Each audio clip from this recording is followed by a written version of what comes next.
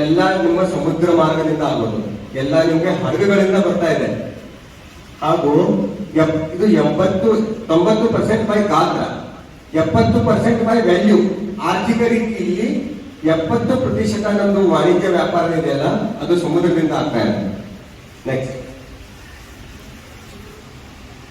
ಅದಲ್ಲದೆ ನಮ್ಮ ತೈಲ ಉತ್ಪಾದನೆ ಇದು ಎಲ್ಲ ಕರಾವಳಿಯಲ್ಲಿ ಇರೋದು. ನೀವು ಬಾಂಬೆ ಹತ್ರ ಹೋದ್ರಿ ಅಂತಂದ್ರೆ ಅಲ್ಲಿ ಮುಂಬೈ ಹಾಯ್, ಬಾಂಬೆ ಹಾಯ್ ಅಂತ ಇದೆ, ಅಲ್ಲಿ ತೈಲ ಉತ್ಪಾದನೆ ಆಗ್ತದೆ. ಕೋಲ್ಕತ್ತಾ ಹತ್ರ ತೈಲ ಉತ್ಪಾದನೆ ಆಗ್ತಾ ಇದೆ. ಅದರ ಜೊತೆ ಒರಿಸ್ಸಾ ಹತ್ರ ತೈಲ ಉತ್ಪಾದನೆ ಆಗ್ತಾ ಇದೆ. ಸೊ ಇದಕ್ಕೆ ಎಲ್ಲದಕ್ಕೂ ನಾವು ಸೆಕ್ಯೂರಿಟಿ ಕೊಡಬೇಕು.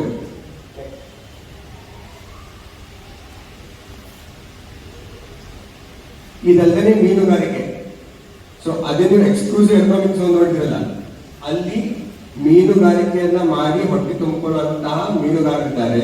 ಅದರ ಜೊತೆ ಭಾರತದಿಂದ $7.76 ಬಿಲಿಯನ್ ದಷ್ಟು ಫಿಶರಿ ಇಂಡಸ್ಟ್ರಿ, ಮೀನುಗಾರಿಕೆಯಿಂದ ಹೊರಗಡೆ ರಫ್ತು ಮಾಡ್ತೇವೆ, ನಾವು ಎಕ್ಸ್ಪೋರ್ಟ್ ಮಾಡ್ತೀವಿ. ಸೊ ಅದರಿಂದ ಭಾರತದ ವ್ಯಾಪಾರ, ವಾಣಿಜ್ಯ ಮತ್ತು ಎಕನಾಮಿ ಸದೃಢಗೊಳ್ಳುತ್ತದೆ. ನೆಕ್ಸ್ಟ್, ಇದೆಲ್ಲದರ ಸಲುವಾಗಿ ಸರ್ಕಾರ ಏನ್ ಮಾಡ್ತಾ ಇದೆ ಅಂತಂದ್ರೆ ಪೋರ್ಟ್ಗಳು ಅಂದ್ರೆ ಬಂದರುಗಳನ್ನ ಡೆವಲಪ್ಮೆಂಟ್ ಮಾಡ್ತಾ ಇದೆ.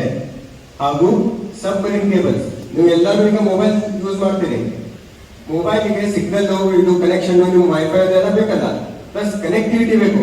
ಆ ಕನೆಕ್ಟಿವಿಟಿ ಎಲ್ಲಿಂದ ಬರೋದು? ಸಮುದ್ರದ ಒಳಗಡೆಯಿಂದ ಕೇಬಲ್ ಲೇ ಮಾಡಿರ್ತಾರೆ. ಈಗ ಇಂಟರ್ನೆಟ್ ನಿಂದ ಪೂರ್ಣ ಜಗತ್ತು ಜೋಡಣೆ ಆಗಿದೆ. ಆ ಜೋಡಣೆ ಹೇಗಾಗಿದೆ? ಅಂಡರ್ ಸಿ ಸಬ್ಮರೀನ್ ಕೇಬಲ್ಸ್ ಅಂತೇವಲ್ಲ, ಆ ಕೇಬಲ್ ಇಂದ ಇವೆಲ್ಲ ಕನೆಕ್ಷನ್ ಆಗಿದೆ. ಸೊ ಅದರದನ್ನ ಸಂರಕ್ಷಣೆ ಮಾಡಬೇಕು.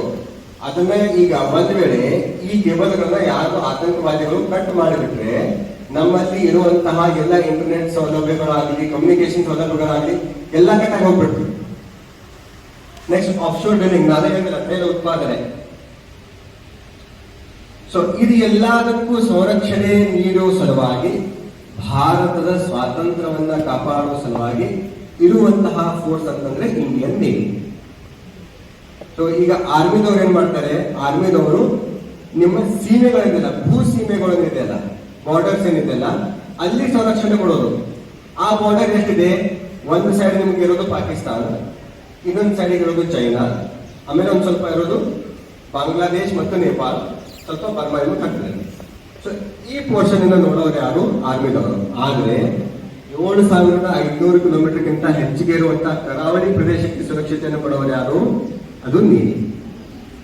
ಇದರ ಸಲುವಾಗಿ ನಮ್ಮ ಹತ್ರ ಏನೇನಿದೆ, ನೇವಿ ಹತ್ರ ಏನೇನಿದೆ?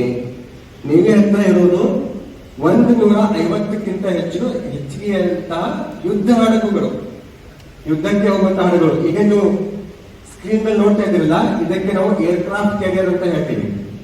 ಭಾರತದ ಹತ್ರ 2 ಏರ್ಕ್ರಾಫ್ಟ್ ಕ್ಯಾರಿಯರ್ ಇದೆ. ಏರ್ಕ್ರಾಫ್ಟ್ ಕ್ಯಾರಿಯರ್ ಅಂದ್ರೆ ಈ ಹಡಗಿನ ಮೇಲೆ ನಮ್ಮ ಫೈಟರ್ ವಿಮಾನಗಳು ಇಳಿತವೆ. ಇವು ಫೈಟರ್ ವಿಮಾನಗಳು ತಗೊಂಡು ನೀವು ಜಗತ್ತಿನ ಯಾವುದೇ ಮೂಲೆಗೂ ಹೋಗಬಹುದು. ಯಾವುದೇ ಮೂಲೆಗೆ ಹೋಗಿ ಯಾರು ನಿಮ್ಮ ಮೇಲೆ ಅಟ್ಯಾಕ್ ಮಾಡ್ತಾ ಇದ್ದಾರೆ ಅವರ ದೇಶದ ಮೇಲೆ ನೀವು ಹೋಗಿ ಅಟ್ಯಾಕ್ ಮಾಡಬಹುದು. ಅದಲ್ಲದೆ 235ಕ್ಕಿಂತ ಹೆಚ್ಚು ನಮ್ಮ ಹತ್ರ ವಿಮಾನಗಳಿದೆ ಇಂಡಿಯನ್ ನೇವಿ ಹತ್ರ. ಮತ್ತೆ ನಾವಿತ್ತು ಮಲ್ಟಿ ಡೈಮೆನ್ಷನಲ್, ಬಹು ಆಯಾಮಿ ಇರುವಂತಹ ಒಂದು ಸೈನ್ಯ ಇದು. ಯಾಕಂದ್ರೆ ನಾವು ಸಬ್ಮರೀನ್ಸ್, ಸಮುದ್ರದ ಕೆಳಗಡೆಯಿಂದ ಸಹಿತ ನಾವು ಅಟ್ಯಾಕ್ ಮಾಡುವಂತ ಕೆಪಾಬಿಲಿಟಿ ಇದೆ ಸಬ್ಮರೀನ್ಸ್ ಗಳಿಂದ.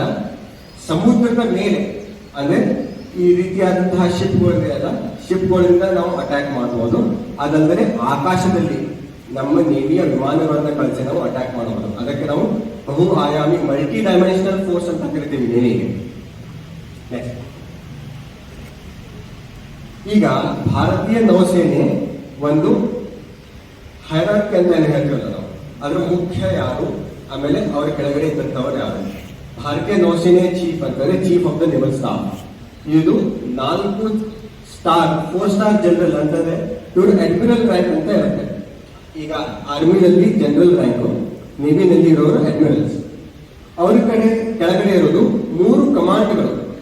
ಕಮಾಂಡ್ಗಳಲ್ಲಿ ಒಂದು ವೆಸ್ಟರ್ನ್ ನೇವಲ್ ಕಮಾಂಡ್, ಅದು ಇರೋದು ಮುಂಬೈ. ಈಸ್ಟರ್ನ್ ನೇವಲ್ ಕಮಾಂಡ್ ಅಂದ್ರೆ ಪೂರ್ವ ನೌಸೇನೆ ಕಮಾಂಡು ಹಾಗೂ ಪಶ್ಚಿಮ ನೌಸೇನೆ ಕಮಾಂಡು, ಆಮೇಲೆ ದಕ್ಷಿಣ ನೌಸೇನೆ ಕಮಾಂಡ್.